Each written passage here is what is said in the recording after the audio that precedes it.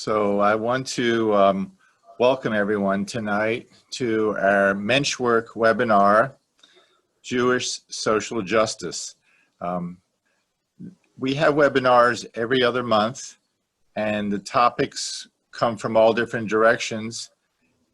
If you think there's something that Menschwork and our mission statement is to have creative programming, and our tagline is that we are men of compassion, integrity, spirit.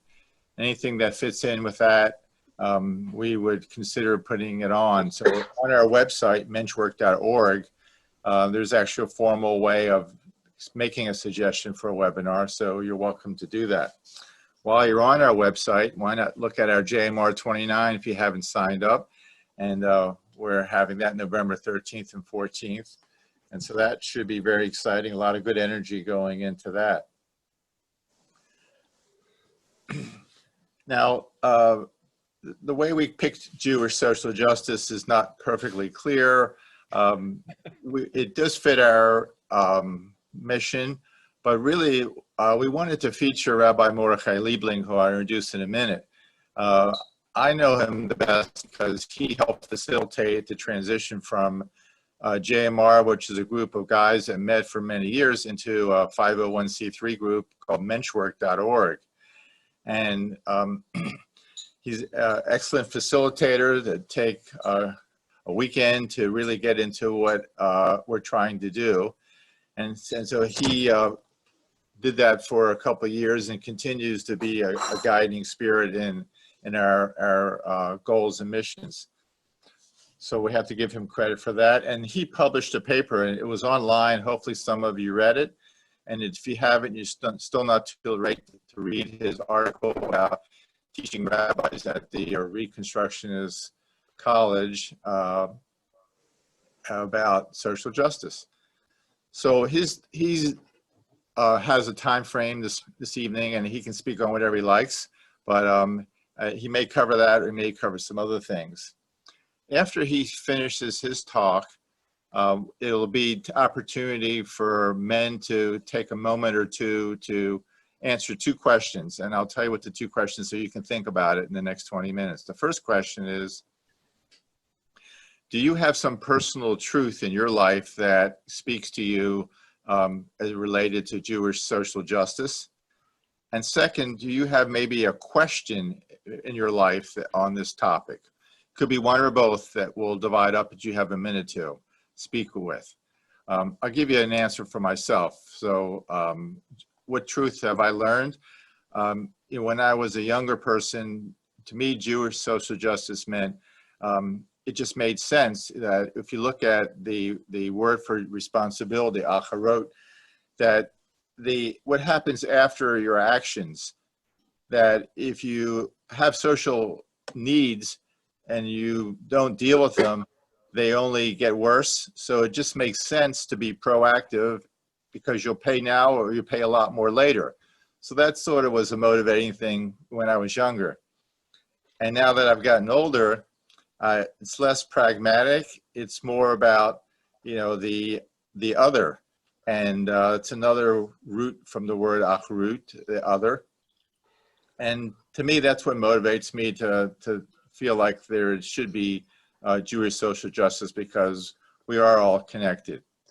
So that's my answer to that. And my question is on social justice is that when I was younger, it was in a younger family, it was really clear to me how I spend my time and resources. But now that I'm approaching retirement, you think it'd be easier, but it's more difficult for me to know where to spend my time and resources because there's choices. So that's the kind of sharing that I have to offer. And maybe you have other wisdoms that you would like to present when there's a chance to record. And again, we are recording this meeting. So think about that, would you say, if you do speak at all.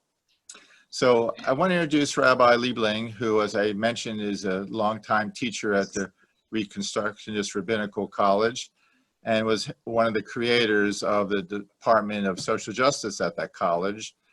And as I say, we have a connection with Menschwork with him all along. So he'll next give a talk. And I know, if not Rabbi Liebling, someone tonight is going to do something that I think is really a piece of Torah that comes out. So I want to offer a bracha as we start, together, because I'm sure that it'll be connected and it's all pieces of Torah.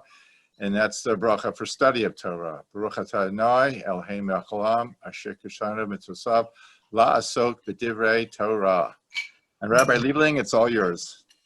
Thank you, Elliot, for that very sweet introduction. It's always nice working with Menschwork. I'm hearing an echo for some reason. Is that better? Okay. So Elliot was referring to a paper I wrote at actually the beginning of this year, after really retiring from teaching at the Reconstructionist Rabbinical College and reflecting on my last 10 years there, where I started a program on training rabbis to do social justice work. For the previous 10 years, I'd worked for an organization called Jewish Funds for Justice, which is now called Bend the Arc, which is a pretty prominent Jewish social justice organization. So I wanted to reflect on the last 10 years in the field. And this is probably, these last 10 years are, I would say, the greatest outburst or flowering of Jewish social justice work and activities, maybe since the early 20th century, of the immigrant generation, when so many people were involved in union building and socialism and anarchism, in real doing political work was really a full-time occupation for many people and a part-time occupation for many, many more, where it was a given in many parts of the Jewish community that you were somehow doing work for the betterment of everyone. So in the last 10 years, there's been a real growth of people involved, of people, organizations. There's probably unprecedented cooperation.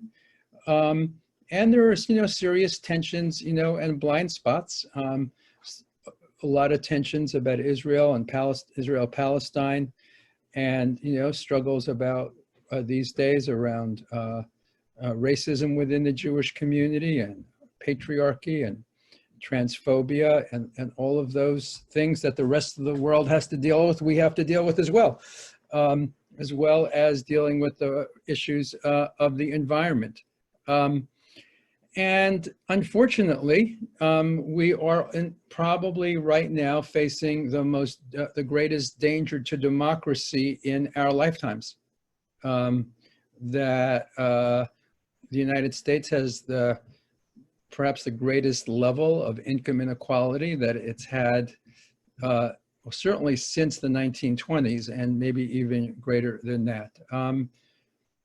And on top of, the economic inequality problems and the dangers to democracy, and of course what we're facing with COVID and the rise of, right-wing groups, we have, looming above all of it, ecological collapse.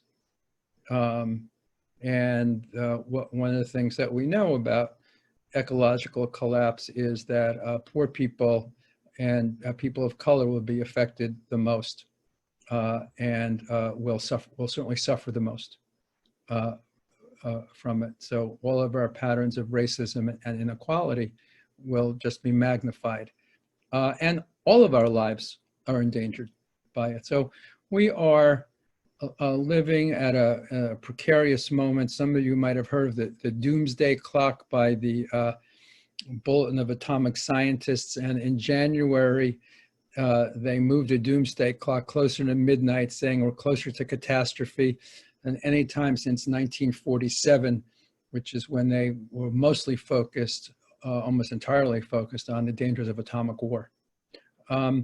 So that's the seriousness of the situation, of why working for social justice is important now. And why Jewish efforts are growing and an asset to everyone. So just to show you some of the growth, there's an organization called the Jewish Social Justice Roundtable, which 12 years ago was started with 14 organizations and now has over 60 organizations.